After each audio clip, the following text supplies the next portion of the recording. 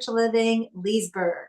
So, our theme for the year of 2024 is a grand rising. A grand rising, everyone.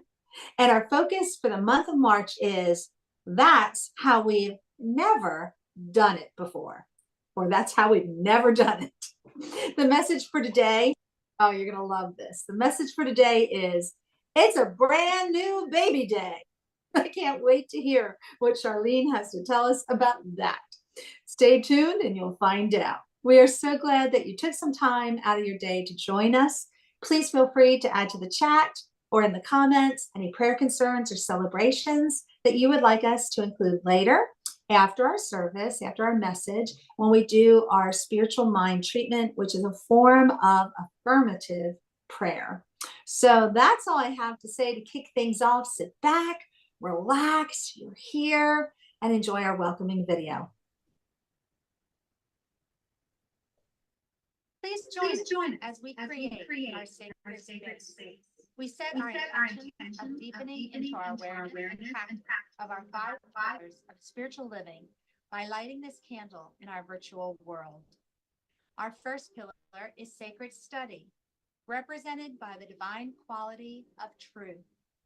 We use this pillar to recognize the importance of an open mind and the power of our minds. The second pillar is affirmative prayer, represented by the divine quality power. This pillar honors the power of prayer in our daily lives. Our third pillar is meditation and the divine quality of peace. This pillar reminds us of the importance of meditation and the peace we feel when we quiet our minds. The fourth pillar is circulation and the divine quality of life. We know that the great law of circulation works in our lives. As we give, so shall we receive. And the fifth pillar is sacred service and the divine quality of love. This pillar affirms our call to be of service to our world as we see through the eyes of love. Let us close our eyes as we bless this sacred space and our time together. As we weave each of these pillars of spiritual living into our service today, may they deepen our own spiritual practices of study, prayer, meditation, circulation, and service, expanding our minds and our hearts to the 5 divine qualities of truth, power, peace, life, and love. We also bless everyone who made our service possible today and everyone in attendance. May the energy of love that is generated here bless everyone abundantly, and so it is.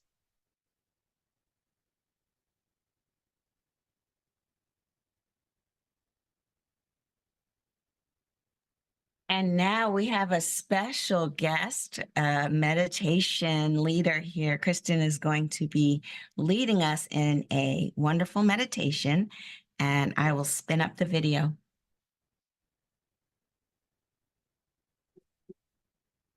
Good morning, everybody. I am Kristen, and I'm here to bring a meditation I'm really looking forward to doing with you all. It is a chi generating and flowing meditation, and I think you will feel fabulous when you do this meditation with me. So I'm going to have you start by just sitting comfortably. There is no music. That's okay. You can just listen to your own breathing, the sounds around you, have them be part of this experience. So I'm just asking if you feel comfortable, feel your body where it is, and feel into the breath. Allowing your eyes to close, allowing yourself to be present.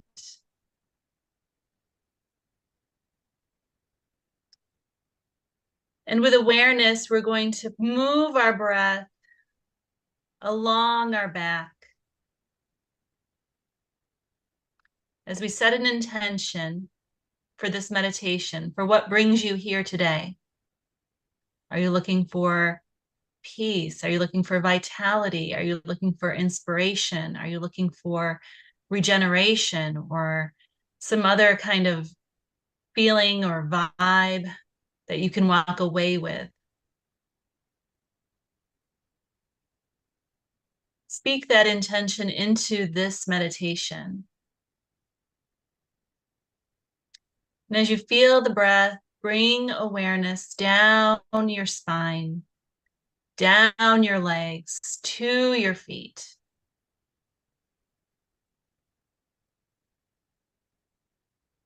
Coming back to the lower back and bringing breath awareness to where the kidneys might sit. Just feeling the regenerative power of the kidneys, the still power.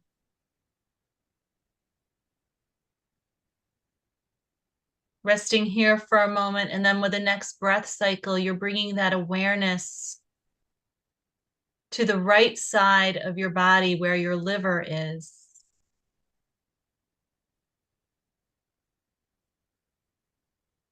You might feel the energy gathering in this area. Just breathing into that.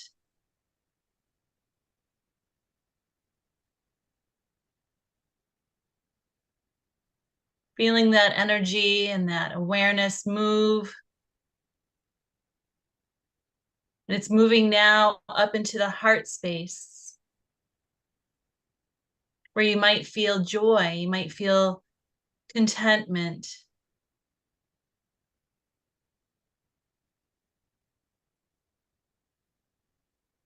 Breathing into that heart space, releasing and letting go of any emotions that no longer serve you.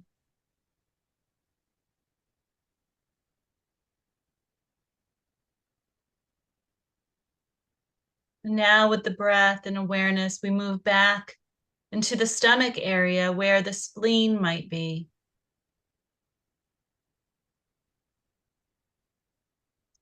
And feeling the spleen ground and calm the energy system.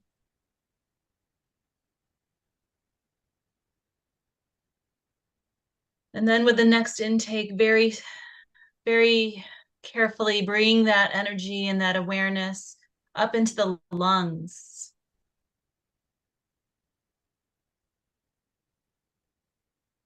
And we'll do this cycle one more time. So we'll go drop along the back into the kidneys, where we let go.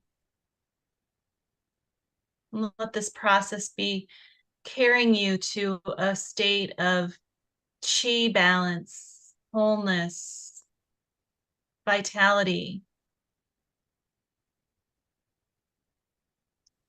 And the cycle takes you up into the where your liver might be on the right side.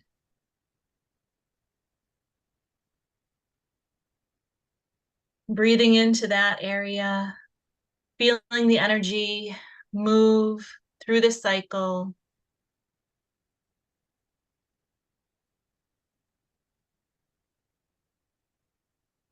Then we move it to the center, the spleen. I'm sorry, the heart. Bringing it up into the heart area where we feel contentment and peace, love and joy.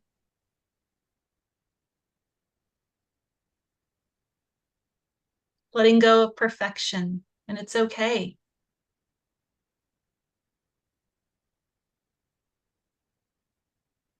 Breathing down into the spleen, where that is around your stomach area. Feeling that power, that presence of passion and fire.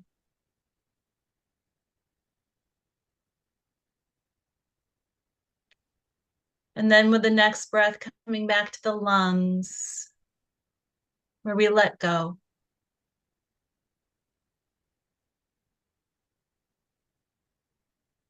And this meditation can be done anytime and in any place and in any way. It's a regenerative, peaceful meditation that brings you wholeness, generates chi, generates the vital spark of energy, and leaves you with a feeling of calmness, of vitality, and coming back to your intention, just feeling into that more fully, more present.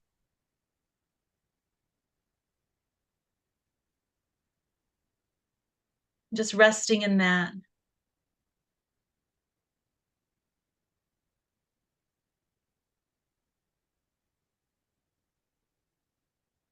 Feeling the chi move through every system of your body. The divine spark of energy that is you.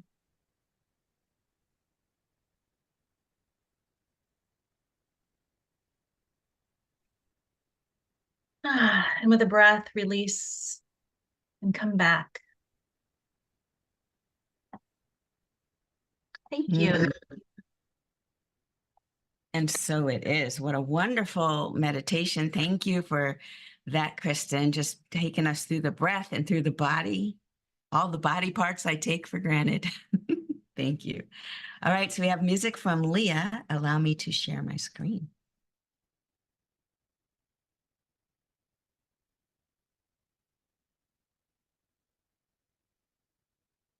Also, yeah, okay, I'll play. If you can hear it, give me a thumbs up. 3. The time is now, I can feel it.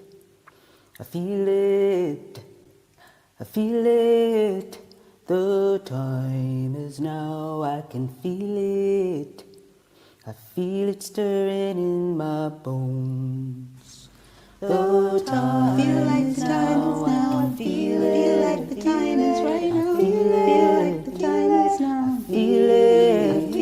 The time feel like the time is now. I can feel like the time is right now. I feel it stirring in my bones.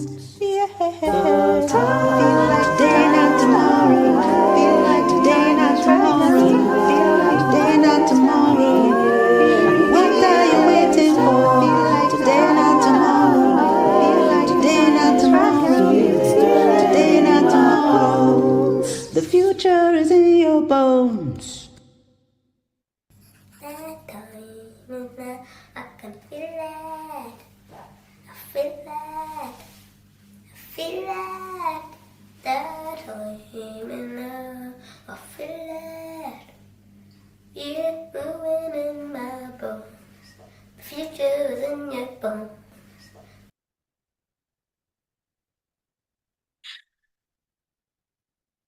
Oh my, how adorable. Oh. I see the reaction in the faces of the people in the Zoom. I'm sure that was fabulous. True disclosure, my music is off. I can't tell. I will listen to it later. I'm sure it was amazing. So good morning and welcome. Grand Rising. And welcome to the first Sunday in March. I am so blessed to be able to take you guys through this thinking that Kristen kind of started out with, and Tamara started out when she introduced us and told us to sit back and get engaged with what we're doing today, because today is the brand new moment for your life. Today, this day. And the title of the talk is, it's a brand new baby day. And I looked at the author's title and I was like, well, where'd you get that from? Well, there was a woman who created a LinkedIn article and was talking about starting each day anew. And that's where the idea came from. And I thought, that is so in line with our teaching. And then, of course, in the back of my mind, I said to myself, I got to get new ways to sprinkle in all this new thought into the teaching that I do.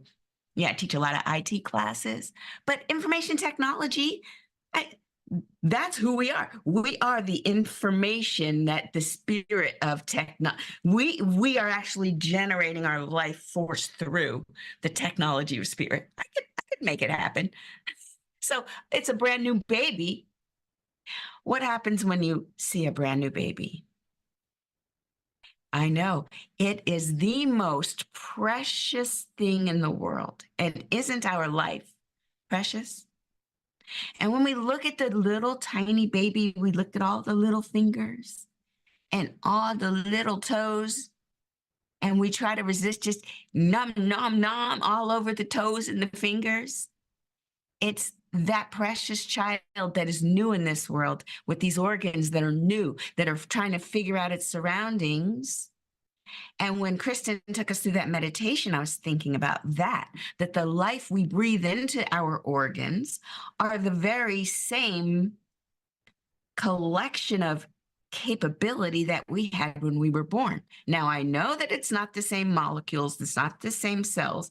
We've turned over several times each and every cell and organ in our bodies. I get that physically it's not the exact same, but we are from the womb of the divine. We are here as the divine's idea of how can I show up in the world as Charlene? How can I show up in the world as Kristen, as Tamara, as Erin, as Susan, as Mafi, as Jenna, as all the people in our whole group, which I won't keep naming because it becomes a lot.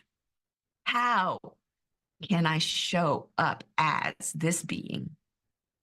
Spirit is expressing itself through us. And every moment we can be a brand new baby. But let's limit it to the day. Fine. Each day we can be the brand new baby that has just been born into this world. And Heraclitus had it right 500 years before Socrates and Plato and Aristotle and all those very intellectual, pondering fellows. Heraclitus said, no person, he said no man, but I'll change it. No man, no person steps into the same river twice. For the river is flowing differently, and so is the person. And that last part was added by me. There's nothing I can do that's truly repetitive because I am not the same person from moment to moment. And we've talked about this before. The ability to notice that even though your life tends to be the same mundane interactions, the same lunches you're preparing or the same coffee, is it the same? Have there been some things that changed within you or within your surroundings or within the people, within the relationships that make every interaction completely new? In the cradle of familiarity, newness is bursting all over the place. And so that's the brand new baby day that is for discussion. Now, we, as Ernest Holmes, who's the founder of our teaching here, which again, I'll mention because a lot of us are new to it a little bit. Ernest Holmes studied lots of traditions, Middle East, the Far East, and also the West, and found so many threads that were similar, if not the same. And we call that the golden thread that goes through all the traditions, so that instead of getting caught up into how one group does it differently from another, trying to make one group wrong and another group right, instead of that, what we have in this teaching is an understanding of an unfolding, of an evolution of how we not only see ourselves in the world, but how we see ourselves in relation to that which we so-called worship, or that which we identify as higher than, bigger than ourselves. And we know that as humanity, we've always looked up and looked out for the higher meanings. The word higher, it's all blended into our teachings, a higher love, a higher experience, my higher self. It always has to do with up, something higher than ourselves, something, and it doesn't necessarily have to be out there, but that is definitely part of the evolution of humanity's understanding of the divine. We do start out with putting the sun in the center of our lives and saying that must be what God is. And so we create a lot of mythology and traditions that celebrate this god called the sun, or we'll give names to it, and different cultures borrow from each other and use the same sort of iconography to represent the forces outside of humanity that will be either blessing humanity or cursing humanity, depending on if we sit right, speak right, dress right, and do our hair right. But then part of our evolution along this track involves humanity realizing, wait a minute, something else is going on. There is something else going on. And the Sufi tradition and the Hindu tradition, even if we go back further to some of the ancient African practices, they all knew something else was going on, and they tried to put a name to it. And it really comes down to what we now call quantum physics, because science has finally started to catch up with what they've known for millennia. That it's all one. We are all entangled with one another. We create this kind of community, and we share intrinsically a field, a force, an energy that it has no place. It's every place. That the one is in everyone, and everyone is part of the one, yet individualized. And then there's all this holographic theory that now is part of science, that they've said in the Bhagavad Gita. I found places where they were talking about everywhere, every point has all of the presence in it. You can't be anywhere without the divine being there. And at any point, all of it's there. The entire cosmos is in every atom and every element. Like it's kind of mind-blowing the way they said it, but it's great to know this, that we've always been sort of evolving into an understanding of oneness, even as we go through the machinations of putting the deity out there and crawling to it and dropping off some roses and draping it with things. And we've done that. And we've also realized we were one with it, even in the midst of sorrow, pain, and a sense of disconnection, that we sat and went within. And the teaching was always sit down, go within, because within there's a world. The entire universe is in you. And that's also part of the evolution. And it's almost as if it's cyclic. It's almost as if time itself is a weird twisting back onto itself kind of notion. Because if we look outside and you look at the news and you will see every representation of the evolution of humanity on its trajectory toward figuring out who we are and why we are here. You see everything from weird, what we call superstitious activity, which is just as sincere on behalf of those who are doing it as those who know that God is everywhere, whether I show up in jeans or a t-shirt or a beautiful dress or with my hair covered or not covered. Those of us that know that. There's those of us that practice in a certain posture. The call to prayer at a certain time of day, in a certain posture, in a certain way, on a certain rug. All that is just as valid for that experience as wherever you are, God is. If you are breathing, if you are thinking, and if you go within, that's oneness with the divine. It's right here. Both of these things are true. It's so strange to me that we can all just look at the different expressions and I want to say ritual around the sacred. But we can all realize that that is not the sacred. The fact that rituals exist do not make the ritual sacred.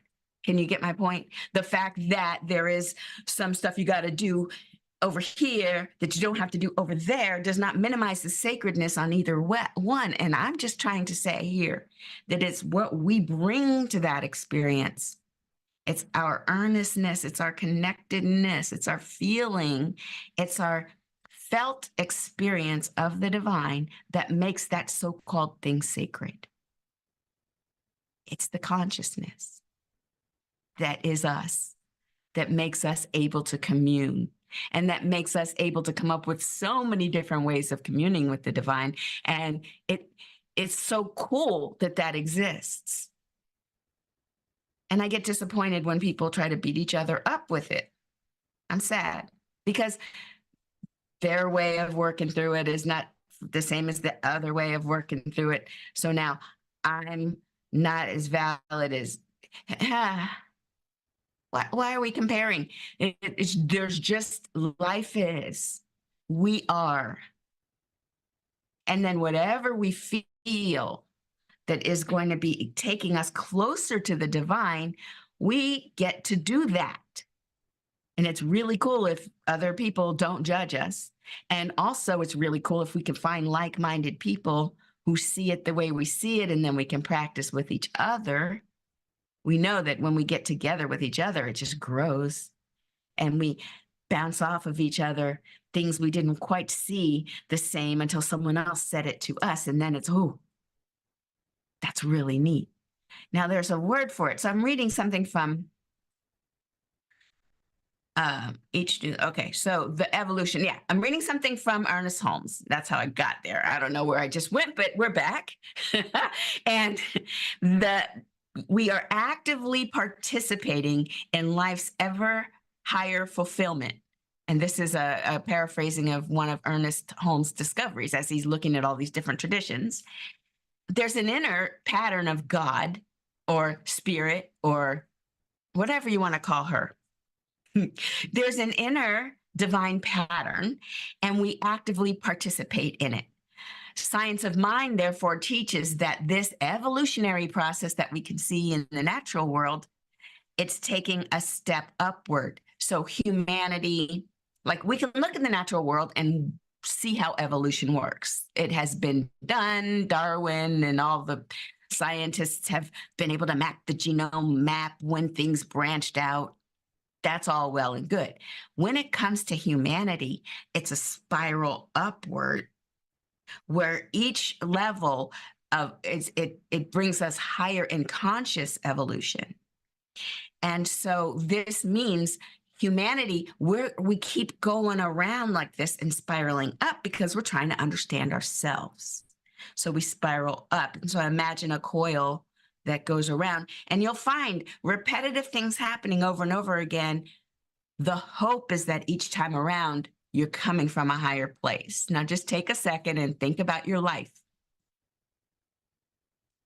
What kinds of repetitive challenges have you had over time, over the years?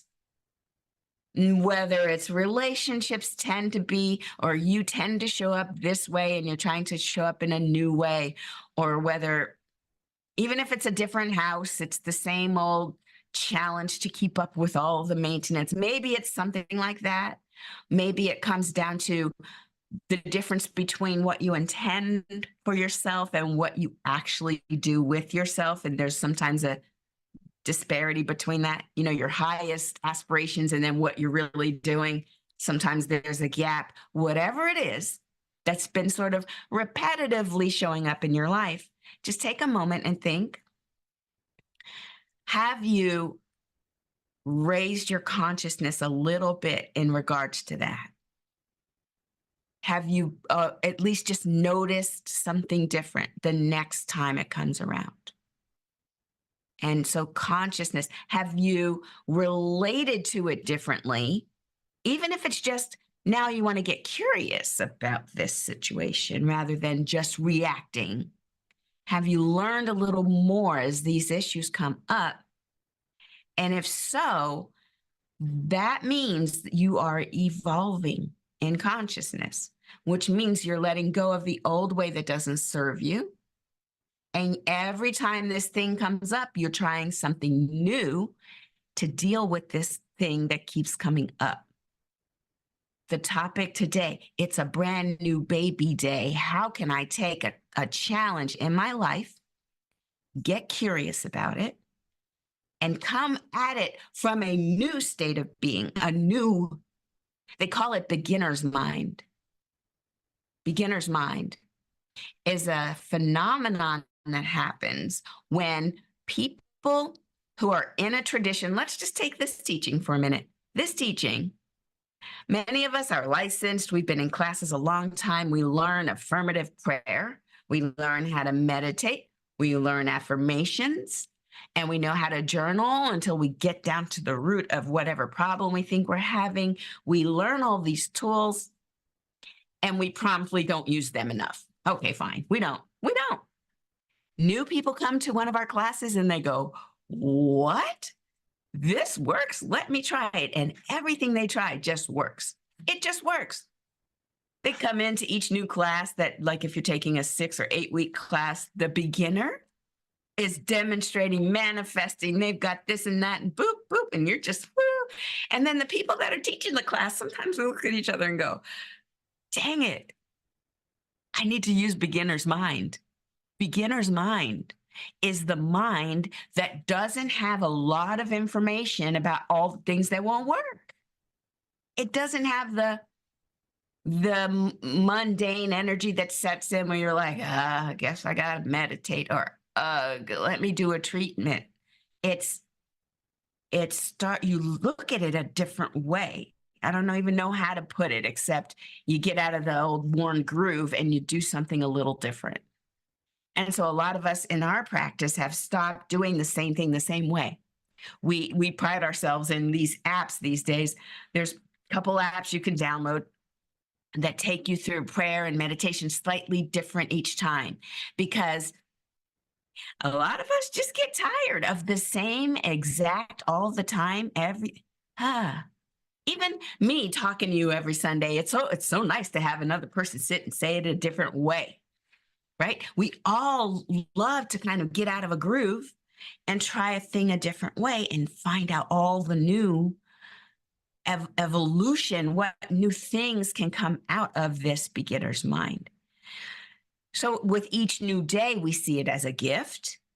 And it's a gift that, since Spirit thought of us, it's experiencing us so that it could experience itself, if that makes sense. Our gift of treating each day as a new day is a gift back to Spirit. It's as if Spirit's saying, okay, you're welcome. You do notice now those flowers, right? They're amazing. And I know you've been down this road 15 times in a week. But did you see what I did over here? Did you see that? Look at the robin. And did you see that one, the way the bird did the thing? And how about that over there? When we get to notice, when we see the new things that are all around us, I'm sure that Spirit's like, okay, you see me, good. Because otherwise we're looking down, we've got our heads down, we're looking at whatever doom scroll situations going on our phones, and we can start missing out on a lot. It's really just looking up and noticing and appreciating what's around us. So that is consciously participating in our own evolution. We think that only humans know how to do this, but I say we think, because I hate it when people all say, oh, humans, we're the apex predator, we can do all the things. I'm like, no. I think we're discounting dolphins, and don't they do social organizations? Don't they mourn their dead? Don't they? Like, let's not discount that other stuff's not going on. Just because they haven't created iPads and iPhones doesn't mean they're not evolving and consciously too. I'm just saying. But I love that John O'Donohue talks about love as being part of evolution. Now, hang with me. I'm not talking about romantic love, although when you hear this quote, it applies. Okay. When love awakens in your life, in the night of your heart, it's like the dawn breaking within you. Where there was anonymity, now there's intimacy. Where there was fear, now there's courage. Where in your life there was awkwardness, now there's a rhythm of grace and gracefulness. Where you used to be jagged, now you are elegant and in rhythm with yourself. When love awakens in your life, it's like a rebirth, a new beginning. I love that. And it does sound, that does sound and feel a lot like when romantic love is new and blooming in your life. But what about when just love itself, the energy of love, which does not need to have a source outside of ourselves. it is just a noticing of beauty. It is a connecting with one's ancestors or one's just your own memories, just looking at yourself, looking at your hands and holding yourself and knowing these are the same hands that held me. These are the hands that have been holding me through my entire life. At first, they were the hands of my parent or my grandparents, and now they're my hands, and they're the hands of the divine that hold me. And getting in tune with that love, and then looking through it, I feel that we could choose this because love is an action. It's not necessarily an emotion.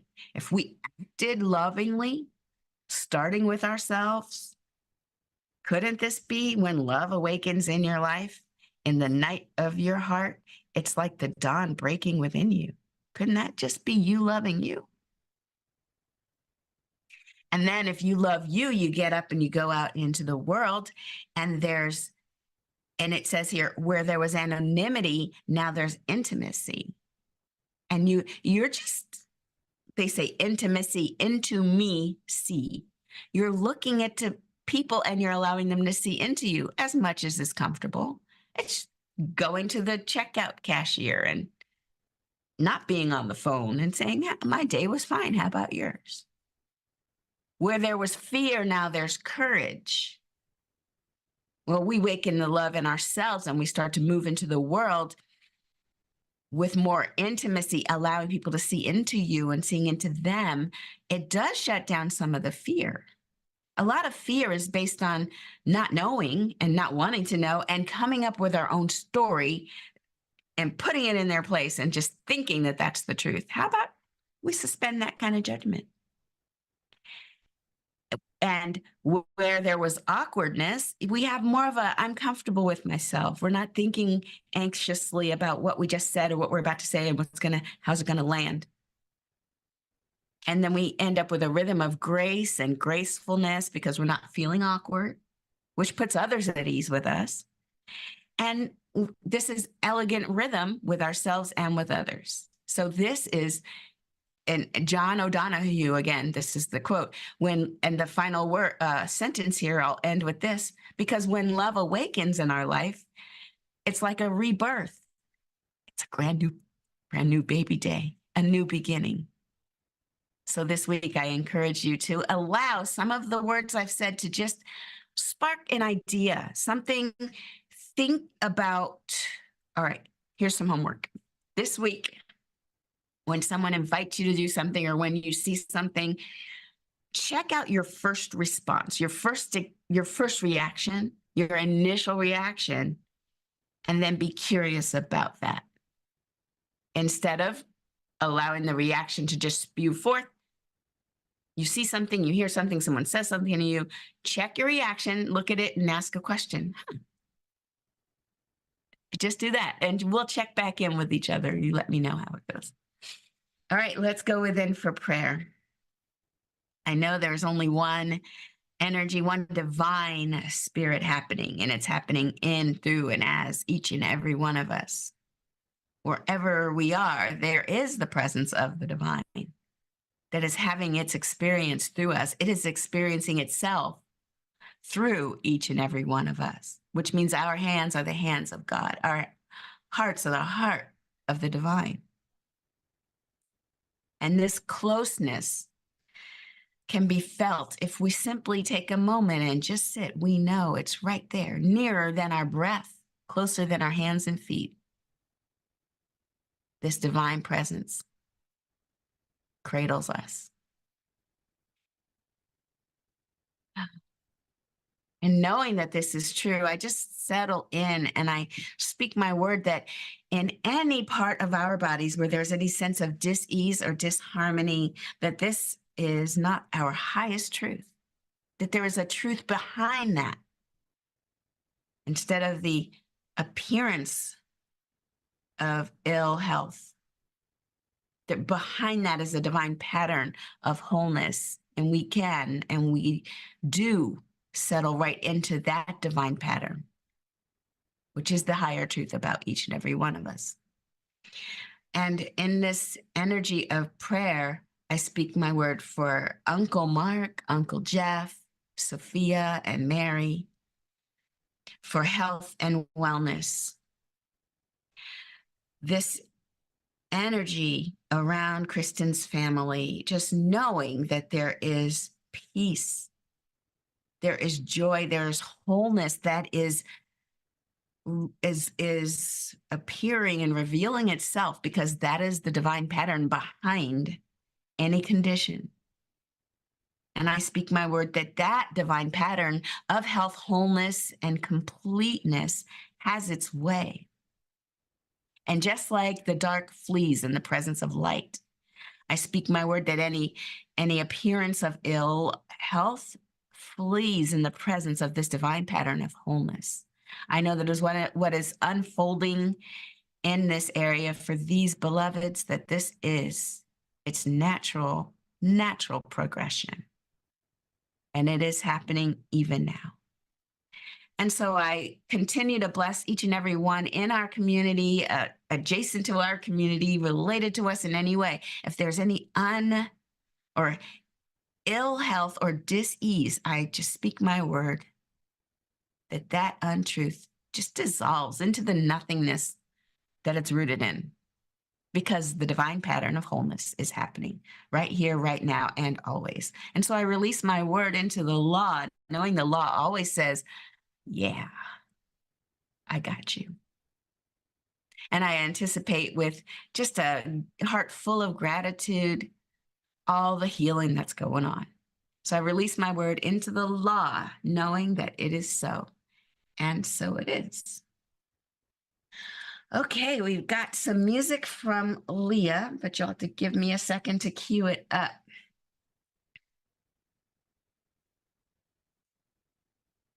And now I can share.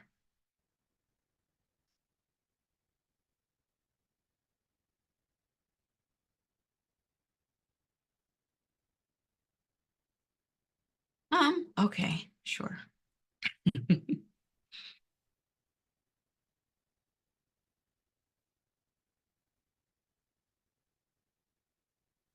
If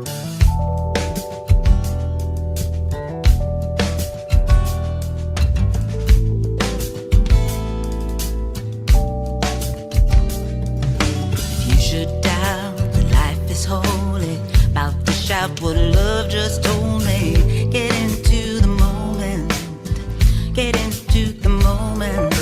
Set a place at the table, say your grace just 'cause you're able. Get into the moment, get into the moment. As a spark ignites a flame, holy, holy is each name. Every smile on every face is a prayer.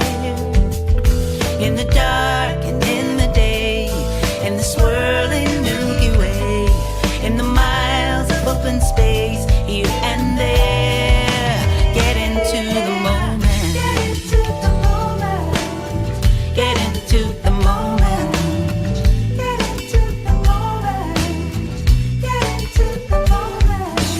From the grave to the cradle, there's only one truth, only one place. Get into the moment, get into the moment. From the walker to the stroller, meditator, holy roller.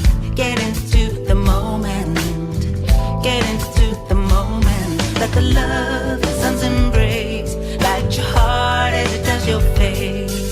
Let the quiet of the moon get you free. Every day is a new birth. There is magic on this earth. You can wield it if you choose to let it be. If you can get into the moment, get into the moment, get into the moment, get into the moment. I'm right here in the moment.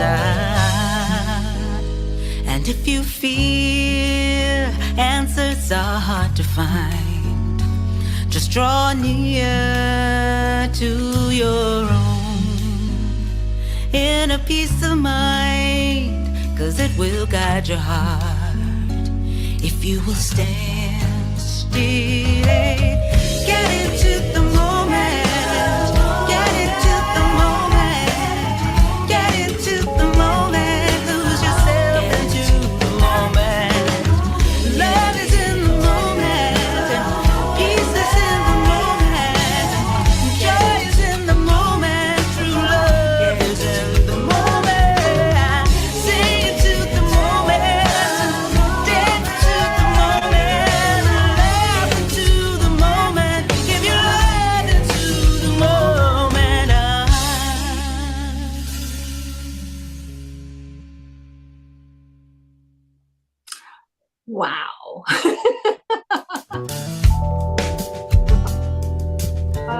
right. Absolutely amazing. And I know if you hang around after our service today, we'll be talking about her music. And thank you so much for the wonderful message, Charlene. And thank you, Kristen, too, for doing our meditation. All right, folks, that's how we've never done it. And now is the time to bless the donations that are shared today. At CSL Leesburg, we believe in the law of circulation, as you heard in our opening video. So we are a tithing community. We know that as we give, so shall we receive. So the donations that you send in to us bless everyone, excuse me, those who give and those who receive. Your donation helps our center, our home organization, as well as organizations that support our vision of helping to create a world that works for everyone. There are so many ways to give. Look at the screen. Odds are you found one that works. So join me in our blessing of our gifts. Here we go. No matter how you're giving, you might have that in your hand or just place your hands over your heart. The presence of spirit within me blesses everyone I meet, tends to heal everything I touch, brings gladness into the life of everyone I contact. Therefore, I am a blessing to myself, to humankind, and to the day in which I live, until the new baby day in which I live. All right, and now it's time for announcements. All right, so today, come back because you can't get enough of Kristen. At 1 o'clock, there is the art of connection, and this is neuro-expressive techniques. And it's today, right here on our Zoom link, right? Is that correct? Just log in like you normally do. Yes, and accompanying. It's a new link, though. It's a new link. I don't know if Kristen wants to talk about it, but it's a separate link. Okay, how do we get there? If you register at the cslleesburg.org/classes, you will be sent a link, of course, with the, yay, you signed up. Here's the Zoom link. So Wonderful. it's a little bit. Wonderful. So that's today at 1 o'clock. It's going to be interesting. I can tell you anything that Kristen brings to us is always amazing, mind-blowing, and how exciting. So join us today at 1 if you are able. All right, and dream study. So on alternating Saturdays at 10 o'clock Eastern Standard Time, Charlene and her friends meet and they explore their dreams. I shared one. I had to reach out to our dream study group because sometimes you get these dreams and you're like, what is going on? Is there some message hidden in there? So if you're interested, if you've done this before, you know it's always a lot of fun. The next one will be next Saturday, March 9th at 10 o'clock Eastern Standard Time. Join Charlene and her friends and they explore their dreams. You can share yours and get a little help with interpreting them, because we're always getting messages, whether we know it or not, even when we're sleeping. All right, folks, that brings us to our end today. So you heard me say, if you can join us, hang around with us a little bit. We do what we call pearls, where we share what really resonated with the message, with the music, with the meditation. We'll talk a little bit, and then everybody I know is going to scramble and get ready for Kristen's presentation at 1. But if you can join us, please stay. If you can't, just know that we send you off with our blessings after we do our closing affirmations. So here we go. Put your hands over your heart. Just sink into these words as you say them. I am love. I want to hear you. Point to someone who's in the room with you. It can be a person, it can be a loved one, a friend, it can be a furry companion. It can even be, because we believe in this, that we're all connected. You can send this message out across the mountains, across the seas. They're going to hear it, they're going to feel it. So here we go. Turn on your mics and let me hear you. You are love. You are love. Thank you. Thank you. I love that. All right, now put your hands up in the air for our love sprinkles. Here we go. It's all love. All right, folks. Thank you again for joining us. We hope you have, no, I strike that. We know you're going to have a wonderful, brand new baby day today. And thank you for joining us. See you next time.